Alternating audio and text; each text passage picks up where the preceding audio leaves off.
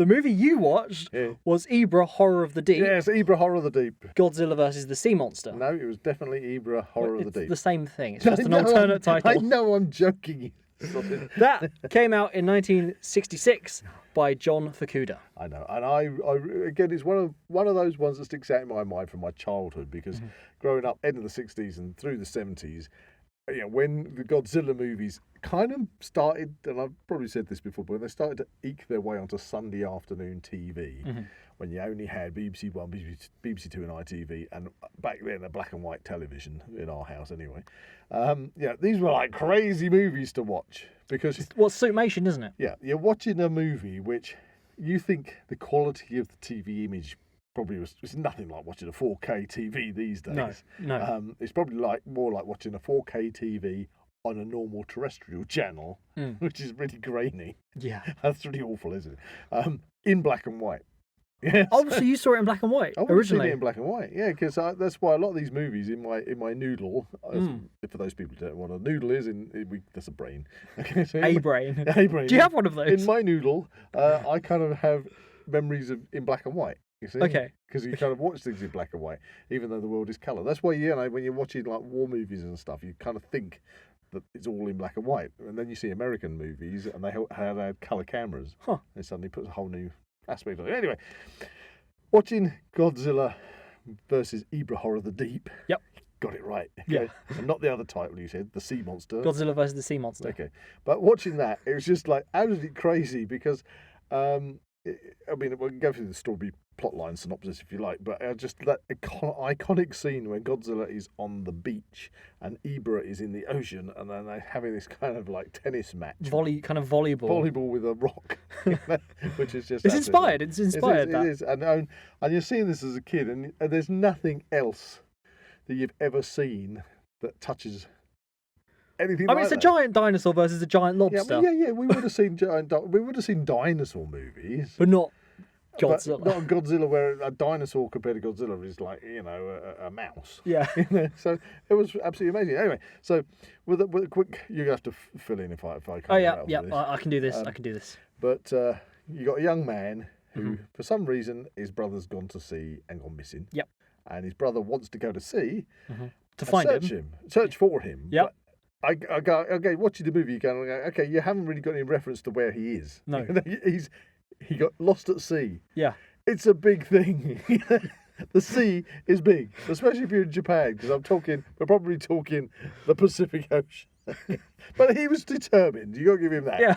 And trouble is, he hasn't got a boat. No. Okay, so you got a movie, and you go, okay, so how do we get this lad who has lost his brother at sea and hasn't got a boat, and he needs a boat to search for his brother who's lost somewhere? I'm loving the wording here. The wording is amazing. It's like he's got to. So how does the movie script get around this? So he can get a boat? Yeah.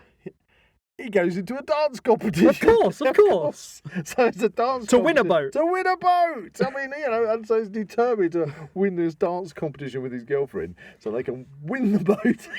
It's a crazy idea. Who came up with that? I don't know. So they can go to sea and find his brother. It's just crazy. Just skip it along a bit. It doesn't work out for him, the dance competition. Unfortunately, it doesn't win. So he meets up with some other people from the dance competition, and they go to like a marina. To get a boat. Which they do. They find that there's actually somebody else on board. Yep. I think, if I recall, they think it's their owner, don't they? Yes, but it's somebody on the run. That's it. He's got a suitcase with him. They decide to stay the night, at which point the guy who's going to look for his brother steals the boat with everyone on it. Yep. So they're all going to look for his brother now. They're all going to look for his brother. With an odd man with a briefcase. Who's obviously a thief. He's a thief. To cut a long story short, he's a thief. Yeah. So they head off into the ocean. The ocean to look for his brother. Got loads of real great directions on this one. But then they come into some turbulence. There's a storm. And there's a storm, and then there's a giant claw that comes out of the ocean. Which is absolutely amazing. It's a giant. It's like something out of a Doug McClure movie. It's like this giant claw. That's all it needed. The boat crashes. They wash up on an island. They do. But they find they are not alone. No, because there are some bad people on the island. Who are the bad people? The bad It's people. an evil organisation called the Red Bamboo. That's it, Red Bamboo. That would make a good record, actually. Red Bamboo. The Red Bamboo. That's just the bamboo song. The bamboo song. No more of the bamboo song. Anyway, so the Red Bamboo operate on this You can't island. say Red Bamboo with that. One of the Red Bamboo. And it's protected by Ebirah. Yeah, so the Ebirah, the monster of the deep, Yep. kind of patrols the water around the island so nobody can get near it. Yeah. But they need to get their boats in and out of the island. What are these bad people up to, by the way? I can't remember. I don't know, evil things. stuff. And anyways, but they have the juice, don't they, from The yellow liquid. Yellow liquid that they produce from fruits. On the island. And they have a ship that's got like a sprinkler system on it. Yep. And as they leave the island, they sprinkle the stuff, and Ebirah doesn't go near them. That's the trick, you see. Yeah. So they can get in and out. So the people that go searching for their brother discover Godzilla in a cave. Yes. Oh, they get chased by guards or something. And they do get chased by guards, and they decide the best plan of action is to wake Godzilla up. With electricity. With electricity, which is actually a call to the original script, which was going to feature... God, it's Godzilla. He's Godzilla. No, King Kong. Yes, which is really weird. It is. Because that was originally going to be a sequel to King Kong versus Godzilla. Well, you're going to have King Kong versus Ebirah, Horror of the Deep. Yes, you were. But they thought it would sell better if Godzilla was in it. So anyway, they wake him up with electricity. Godzilla wakes up. Yay! The subsequent battle ensues. With Ebirah. Yes, they discover... So somebody gets caught on a weather balloon at one point and flies off to another island where Mothra is. And then they... and the twins. And the twins. The singing twins. And they come to save all the slaves and stuff in a big net. Anyway...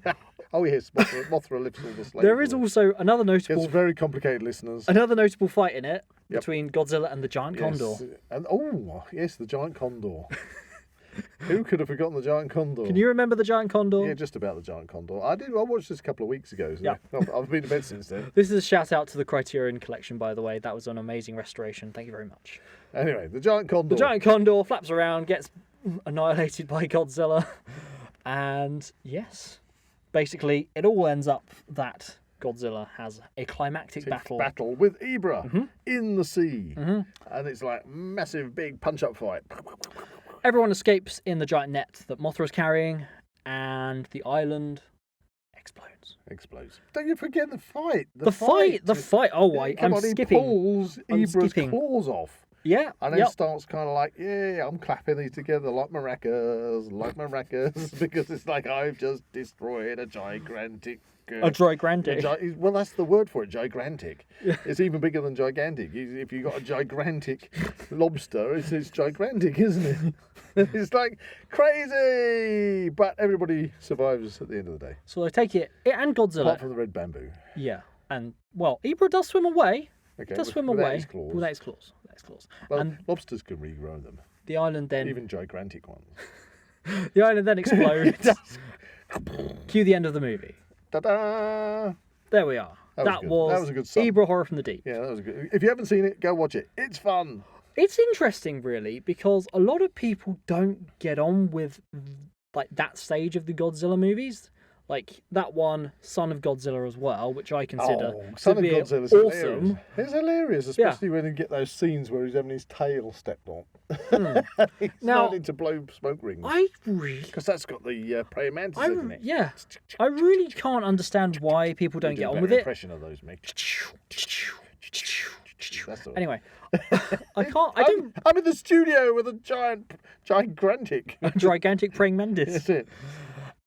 I'm not quite sure why people don't get on with those particular movies. Maybe it's the kind of island setting that kind of is a bit jarring for people. I have no idea. But we live on an island. We love it. We love Ebirah Horror from the Deep, and it deserves your attention if you haven't seen it. That was my movie for this year.